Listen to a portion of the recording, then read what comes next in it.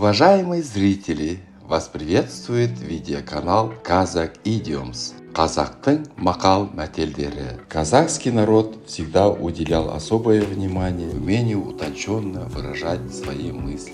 Видеоканал Kazakh Idioms приглашает вас на просмотр видеороликов о поговорках и пословицах, которые веками использовались в разговорной и бытовой речи казахов.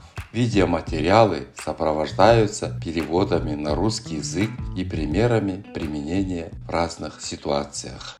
Представляем вашему вниманию следующую казахскую поговорку. Қасқыр қонаққа шақырса, итіңді ерте бар. Дословный перевод на русском звучит так. Если волк позвал в гости, возьми с собой свою собаку. В этой фразе под волком подразумеваются люди, которых надо опасаться, а под собакой преданный и сильный друг. Рассмотрим следующий пример, каким образом она может использоваться в повседневной жизни. В налоговую службу вызвали директора финансового департамента. Чтобы быть готовым к любым вопросам, она взяла с собой лучших финансистов. И про такой случай говорят, что она следует известной поговорке «Қасқыр қонаққа шақырса, итіңді ерте бар», которая означает, что с сильными противниками должны соперничать самые подготовленные люди, которые могут дать достойный отпор. Надеюсь, что эта поговорка поможет лучше понять казахский менталитет. До новых встреч, сау болыңыздар!